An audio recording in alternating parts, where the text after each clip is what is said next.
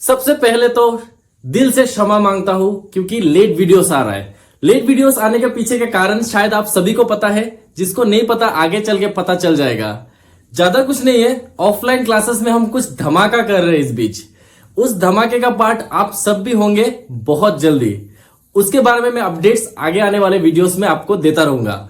लेकिन आज के इस टॉपिक में हम क्या करेंगे, एक बहुत ही अवेटेड टॉपिक जो कि स्टूडेंट्स लोग का बहुत हाई डिमांड रहता है, that is light reflection and refraction from class 10।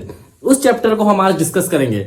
उस चैप्टर में स्टूडेंट्स लोग बहुत प्रॉब्लम फेस करते हैं, लाइक न्यूमेरिकल्स को करना, डायग्राम्स को बनाना। क्यों, मुझे ये समझ में नहीं आता आप लोग इससे ज्यादा इतना क्यों डरते क्यों हो। ठीक है, आप डर रहे थे अभी तक, लेकिन आज से डरना बंद, क्योंकि इसको सॉल्व करने के लिए मैं आ गया हूं। आज के इस वीडियो में हम पूरा इन डेप्थ नहीं जाएंगे, क्योंकि मेरा वीडियोस अक्सर शॉर्ट रहता है, आप सभी को पता है, शॉर्ट एंड क्रिस्पी। तो मैं आपको छोटे से वीडियो में आपको क्लियरली समझा दूंगा कि आपको किस तरीके से शुरुआत करना है, बेसिक्स क्या है वो चैप्टर का। फिर आने वाले वीडियोस में हम डायग्राम्स भी बनाना सीखेंगे, इमेज बनाना, चाहे वो मिरर का हो चाहे वो लेंस का हो। उसके बाद न्यूमेरिकल्स भी बनाना। तो एक मैं छोटा सा प्लेलिस्ट बना दूंगा डायरेक्टली लाइट रिफ्लेक्शन रिफ्रैक्शन के नाम पे। तो आप आज के लिए आप फिलहाल ये जो बेसिक्स है उसको आप क्लियर कर लीजिए। आगे आने वाले वीडियोस में हम करते रहेंगे। और एक चीज आप याद रखना, मैं कभी भी आपको फर्स्ट मिड टर्म या फर्स्ट यूनिट टेस्ट ये सब के लिए प्रिपेयर नहीं कराता। मैं हमेशा आपको बोर्ड्स के लिए प्रिपेयर कराता हूं। तो अगर आपको थोड़ा सा वेट भी करना पड़ रहा है, आप थोड़ा सा वेट कीजिए, लेकिन कंटेंट आपको क्वालिटी वाला मिलने वाला है। और रहा बात, बहुत लोग हैं जो कि कमेंट करते हैं कि ये भाई क्या वीडियो बना रहा है, इसमें ना क्वालिटी है ना कुछ। अरे भाई क्वालिटी छोड़, मुझे नहीं आता। मैं यहाँ पे एक टूटा हुआ फोन से वीडियो बना रहा हूं, माइक नहीं है मेरे पास। मैं तभी इन्वेस्ट करूंगा जब मुझे उस तरीके का फीडबैक मिलेगा, ठीक है, कि हाँ वीडियोस भले ही क्वालिटी, फीडबैक मिल भी रहा है कि हाँ भले क्वालिटी कम हो लेकिन ए क्लास वीडियो बन रहा है। तो मैं धीरे धीरे प्रोग्रेस कर रहा हूं, एडिटिंग भी सीख रहा हूं। तो अब टाइम तो लगता है ना ये सब के लिए, तो विद टाइम आपको और भी क्वालिटी कंटेंट मिलने वाला है। तब तक के लिए आप बस अपना सपोर्ट बना के रखिए इस विज्ञान चैनल पे, और आने वाले क्लासेस पे आपको बहुत कुछ सरप्राइजेस मिलने वाला है, रेवोल्यूशन आने वाला है। मैं आपको इस बात का गारंटी दे रहा हूं, बस आप थोड़ा सा सपोर्ट बना के रखिएगा। तो आज हम बिना देरी करते हुए शुरू कर देते हैं आज का क्लासेस।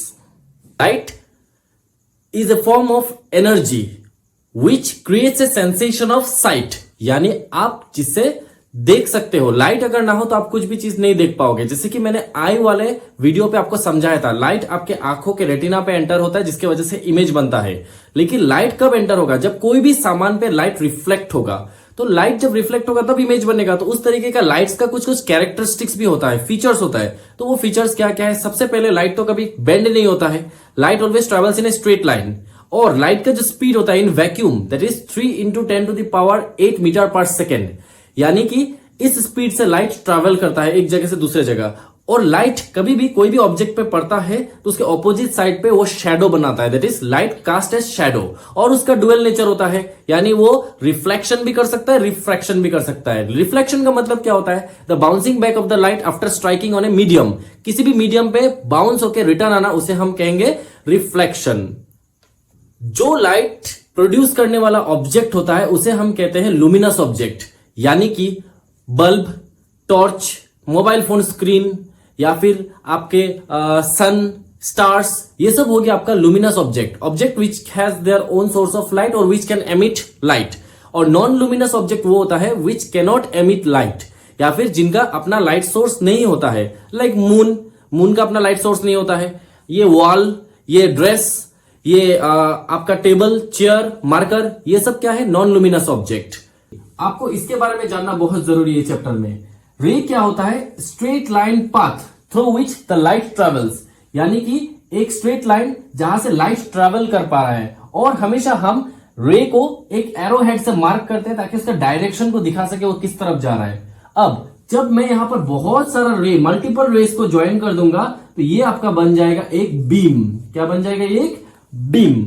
उसी तरीका से जो पतला वाला बीम होगा, narrow beam is called pencil, उसे हम क्या कहते हैं, पेंसिल। अब इस रे का अलग अलग टाइप्स है। मान लीजिए बहुत सारा रेस एक साथ आके जुड़ रहा है एक ही पॉइंट पे, इसे हम कहेंगे कॉन्वर्जेंट रे। ओके, कॉन्वर्जेंट रे। वहीं पे एक लाइट सोर्स से मान लीजिए रेस अलग अलग दिशा में आगे बढ़ रहा है, उसे हम कहेंगे डाइवर्जेंट रे। और जब दो या दो से अधिक लाइट रेस जा रहे और आपस में ना मिले, ठीक है, जैसे पैरेलल लाइंस होता है, अपने मैथमेटिक्स में सीखा होगा, उसी तरीका से इसे हम कहते हैं पैरेलल रे। अब ये इमेज क्या है? जब कोई भी लाइट रेस आपस में मीट हो रहा हो या एटलीस्ट वो अपियर हो रहा हो कि वो मीट हो रहा है, उसी प्लेस पे बनता है इमेज। अब इमेज दो प्रकार का बताया गया है इस चैप्टर में, जो कि है रियल और एक वर्चुअल।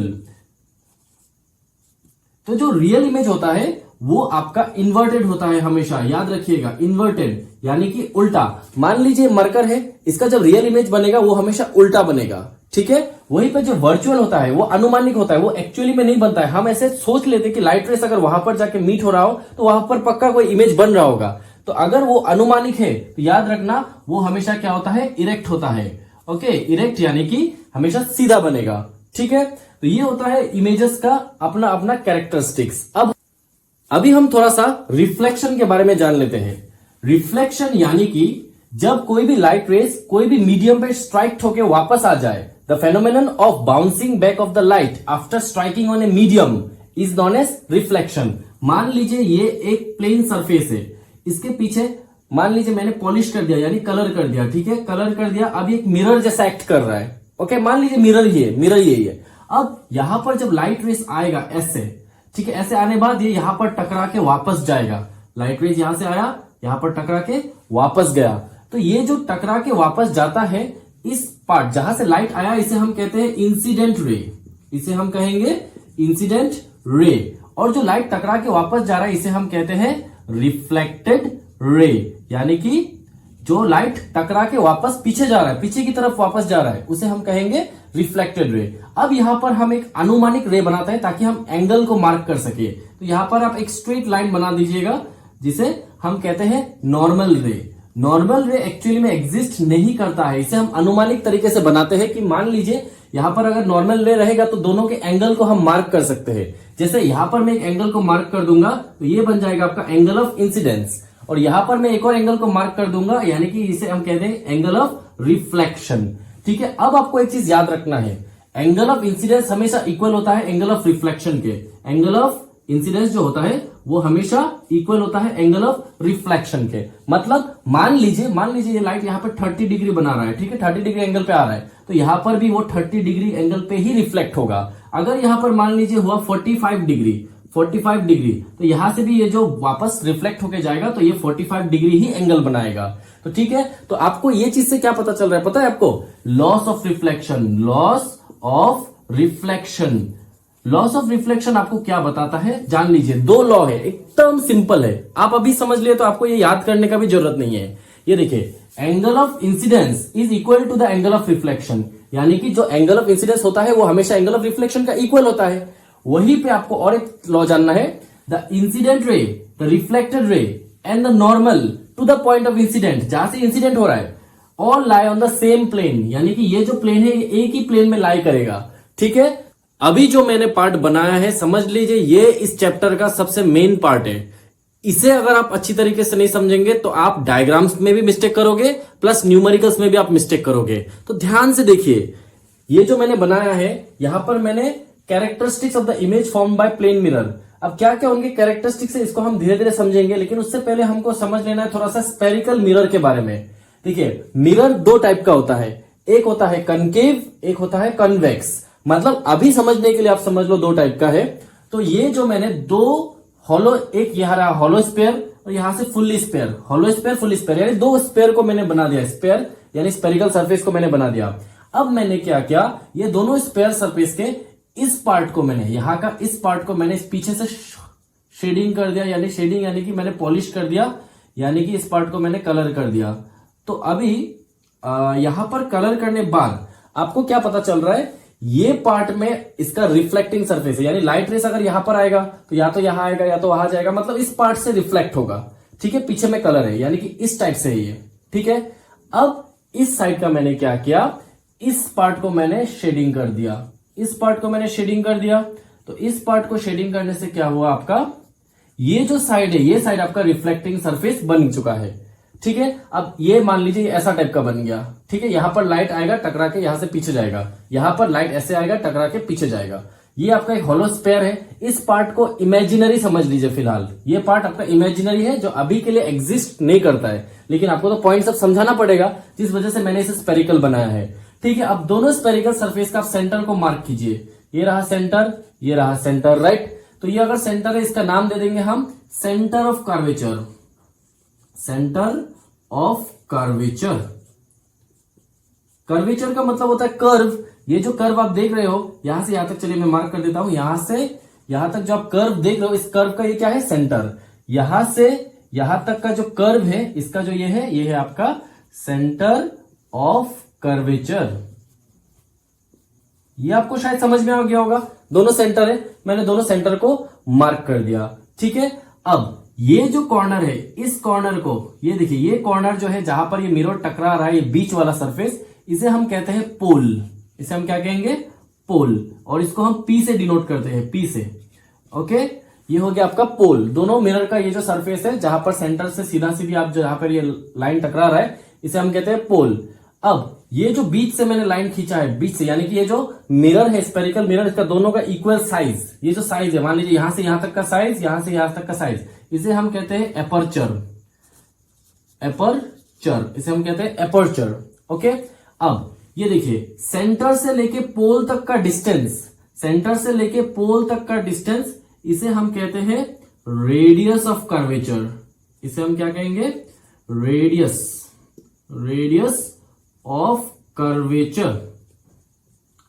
रेडियस ऑफ कर्वेचर का मतलब क्या होता है, रेडियस आपको पता है डायमीटर का आधा होता है, तो यहां पर तो मैंने आधा ही मार्क किया, तो इसलिए इस जगह को मैंने नाम दे दिया रेडियस ऑफ कर्वेचर, जिसको मैं अभी कैपिटल आर से डिनोट कर देता हूं, रेडियस ऑफ कर्वेचर।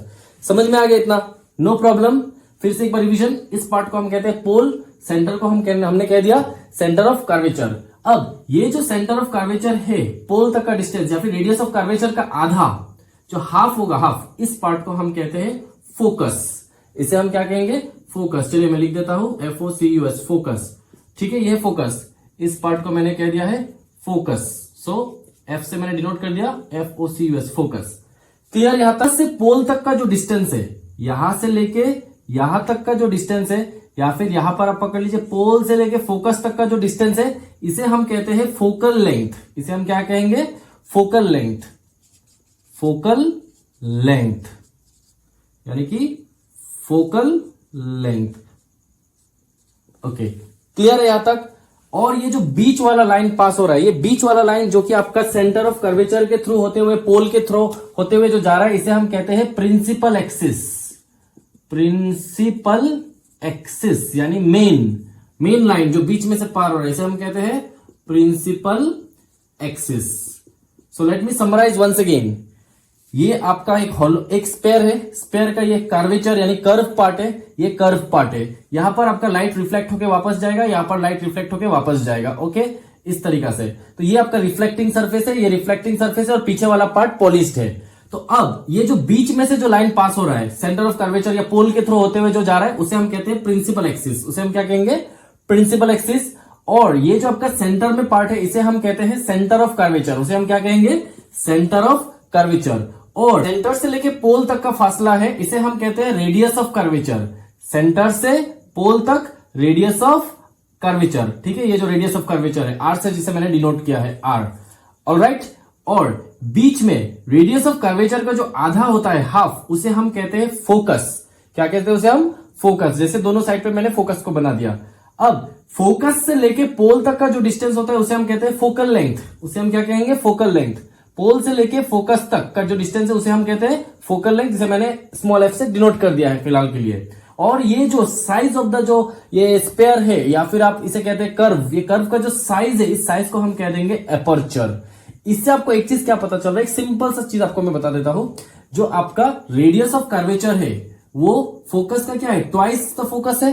तो फोकस क्या होगा, फोकस क्या होगा, r/2 रेडियस ऑफ कर्वेचर का आधा। ये चीज आपको पता चल रहा है, ये चीज आपको यहां से देख के पता चल जा रहा है। हम आगे बढ़ेंगे एक one of the most important topic, जिसपे आप सभी मिस्टेक करते हो न्यूमेरिकल्स करते वक्त, जो कि है साइन कन्वेंशन। यानी कब माइनस आएगा या नेगेटिव आएगा, और या कब प्लस आएगा, पॉजिटिव सिंबल आएगा। तो इस चीज को चलिए देख लेते हैं। बहुत ही इजी है। आप बस इस चीज को याद रखिए, ये मैंने बना दिया एक्स एक्सिस और वाई एक्सिस को। यहां पर मैंने पकड़ा है पॉजिटिव टॉप पार्ट को, ये बॉटम पार्ट नेगेटिव, फिर राइट हैंड साइड को पॉजिटिव, लेफ्ट हैंड साइड को नेगेटिव, और ये बीच वाले को आप पोल मान लीजिए, इसको आपने पोल पकड़ लिया। अब बस कुछ नहीं, इस पे हम क्या करेंगे, मिरर को ड्रॉ करेंगे और उसके अकॉर्डिंग हम उसका ऑब्जेक्ट डिस्टेंस, इमेज डिस्टेंस और फोकस उसको देखेंगे, क्या वो पॉजिटिव होगा या नेगेटिव होगा, बस उतना ही हम लोग को देखना है। यहां पर मैंने दो मिरर को बना दिया, इसे मैं कह दूंगा कॉन्केव, ओके, ये हो गया हमारा कॉन्वेक्स। अब दोनों मिरर को मैंने बना दिया। अब ऑब्जेक्ट डिस्टेंस है, इसे हम यू से डिनोट करते हैं, यू, और जो इमेज डिस्टेंस है इसे हम वी से डिनोट करते हैं, और फोकल पॉइंट को हम एफ से, यानी फोकल लेंथ को। तो अब जरा आप ध्यान से देखिएगा, मैंने इस तरफ को नेगेटिव बोला, इस तरफ को पॉजिटिव बोला, इस तरफ को नेगेटिव, फिर इस तरफ को पॉजिटिव, राइट। अब यहां पर देखिए कॉन्केव के केस में इसे मान लीजिए ये वो हॉलो स्फीयर है, राइट। हॉलो स्फीयर अगर हो गया तो कोई भी ऑब्जेक्ट हमेशा इस तरफ से आएगा, यहां पर बैठेगा, तो यहां पर कोई ऑब्जेक्ट बैठेगा, वो लाइट टकराएगा, फिर यहां से पार होगा, तो ये ऑब्जेक्ट हमेशा इस तरफ बैठेगा कि नहीं बैठा। चाहे वो आप कॉन्वेक्स का केस ले लो, हमेशा ऑब्जेक्ट यहां पर बैठेगा, तभी तो लाइट रेज जाके टकराएगा यहां पर। तो हर बार चाहे वो कॉन्केव का केस हो, कॉन्वेक्स का केस हो, दोनों ही केस में आपका जो ऑब्जेक्ट है वो हमेशा इस तरफ आ रहा है, राइट। तो आपको हमेशा याद रखना, और एक चीज याद रखना है, वो आपको पोल से पकड़ना है। आप यहां भी पकड़ो पोल से, यहां भी पकड़ो पोल से, यहां भी पकड़ो पोल से, यहां भी पकड़ो पोल से। तो आप जब पोल से इस तरफ जा रहे हो, इस तरफ जा रहे हो, यानी ऑब्जेक्ट डिस्टेंस की तरफ, तो ऑब्जेक्ट आपका किस तरफ में है, नेगेटिव। इसलिए हमेशा चाहे कॉन्केव का केस हो या कॉन्वेक्स का केस हो, दोनों केस में ही हम लोग का ऑब्जेक्ट डिस्टेंस क्या होता है, हमेशा नेगेटिव। क्वेश्चन में मान लीजिए ऑब्जेक्ट डिस्टेंस दिया हुआ है 5 सेंटीमीटर, तो 5 सेंटीमीटर स्लिप दिया हुआ है, तो आपको जब लिखना है object distance u equal 5 centimetre, उस 5 के आगे आपको माइनस बैठाना जरूरी है, क्योंकि ऑब्जेक्ट डिस्टेंस हमेशा क्या में होता है, नेगेटिव साइड में। इतना आपको क्लियर हो गया। तो चलिए अब इमेज डिस्टेंस को देखते हैं। तो ऑब्जेक्ट मान लीजिए यहां पर है, अब जो ये इमेज बनेगा, मान लीजिए यहां से पार हुआ, फोकस की तरफ आया, फिर यहां से पार हुआ, ये फोकस, यहां पर ऑब्जेक्ट बन गया हम लोग का, यहां पर हम लोग का बन गया इमेज हम लोग का यहां पर बन गया। तो अब अगर इमेज हम लोग का यहां पर बना है, तो आपका ये इमेज जब इस तरफ बन रहा है, तो वो क्या हो सकता है, नेगेटिव, राइट, नेगेटिव साइड में बना है। लेकिन कुछ फैक्टर में इमेज तो यहां भी बनता है, ठीक। आपका कॉन्वेक्स के केस में भी आपका क्या होता है, कभी कभी क्या, कॉन्वेक्स के केस में आपका हर केस में क्या है, इमेज जो बन रहा है वो आपका बिहाइंड द मिरर बन रहा है, क्योंकि वो वर्चुअली डायरेक्ट बन रहा है। तो अगर वो बिहाइंड द मिरर बनेगा, या जो आपका कॉन्केव के केस में भी एक बार बिहाइंड द मिरर में बनता है, और कब बनता है वो आप मुझे कमेंट सेक्शन में बताइएगा। तो जब ये बिहाइंड द मिरर बन रहा है, तो आप पोल से यहां पर पकड़े, तो किस तरफ आ रहा है, पॉजिटिव। तो ये इमेज डिस्टेंस कभी नेगेटिव हो सकता है, कभी पॉजिटिव भी हो सकता है। यहां पर भी कॉन्वेक्स के केस में भी कभी नेगेटिव हो सकता है, कभी पॉजिटिव हो सकता है। उसके बाद चलिए अब हम लोग नेक्स्ट देखते हैं। अब next focal length, focal point यानी फोकस, मान लीजिए ये आपका सेंटर है, ये सेंटर ऑफ कर्वेचर, ये आपका फोकल लेंथ। तो फोकल लेंथ देखिए कॉन्केव के केस में ये इस तरफ है, पोल से इस तरफ, यानी कि नेगेटिव। इस तरफ में क्या होगा, कॉन्केव के केस में नेगेटिव, और वहीं पे कन्वेक्स के केस में ये यहां पर होगा, मान लीजिए फोकल लेंथ एफ यहां पर होगा। तो अगर यहां पर हो रहा है, इसको अगर आप इमेजिनरी होलो स्फीयर बनाओगे, तो ये सेंटर है, मान लीजिए सेंटर ऑफ कर्वेचर, ये आपका फोकल लेंथ। तो ये पोल से लेके फोकस, यानी वो कहां पर है, पॉजिटिव। तो ये कन्वेक्स के केस में आपका हो गया पॉजिटिव, और आपका कॉन्केव में ये हो गया आपका नेगेटिव। तो ये रहा आपका साइन कन्वेंशन। इस साइन कन्वेंशन के हेल्प से आप न्यूमेरिकल्स को इजीली कर सकते हो विदाउट एनी कंफ्यूजन। तो आज के लिए वीडियो बस इतना में ही हम एंड करते हैं, वरना वीडियो काफी लंबा हो जाएगा। अब आने वाले वीडियोस में मैं आपको न्यूमेरिकल्स करना सिखाऊंगा, प्लस आपको डायग्राम बनाना सिखा दूंगा, मिरर का कैसे बनता है, फिर धीरे धीरे हम लेंस की तरफ आगे बढ़ेंगे, यानी रिफ्रैक्शन की तरफ। अंटिल देन सपोर्ट कीजिए, इस वीडियो पर ट्राई कीजिए, आप एटलीस्ट 50 लाइक्स ला दीजिए, या 50 से ज्यादा अगर आप ला सकते हो तो बहुत अच्छा है। मैंने बहुत हाई एक्सपेक्टेशन नहीं रखा है, जितना मेरा चैनल का फिलहाल ग्रोथ है उस हिसाब से मैंने 50 लाइक्स रखा है। 50 लाइक्स रखिए, इसका पार्ट बहुत जल्दी आ जाएगा, पार्ट 2। और अगर नहीं आता है तो मुझे भी उतना मोटिवेशन नहीं मिलेगा कि मैं कंटिन्यूअस जल्द से जल्द वीडियो बनाऊं। आपके ऊपर है, आप ऑडियंस हो, ऑडियंस नहीं, आप मेरे स्टूडेंट्स हो, या फिर आप as a viewer, as a competitive exam के प्रिपरेशन की तरह से आप इसे देख रहे हो, तो आप सपोर्ट बनाइए। लोकली मैं कर रहा हूं ये चीज टू अपने सराउंडिंग्स के लिए, और सिर्फ लोकली नहीं, मतलब अगर आप कहीं से भी यूट्यूब पे देख रहे हो, तो अगर ये आपको थोड़ा सा भी सपोर्ट कर रहा है तो आप जरूर सब्सक्राइब कीजिएगा, लाइक कीजिएगा, शेयर कीजिएगा अपने दोस्तों के साथ। It will motivate me a lot.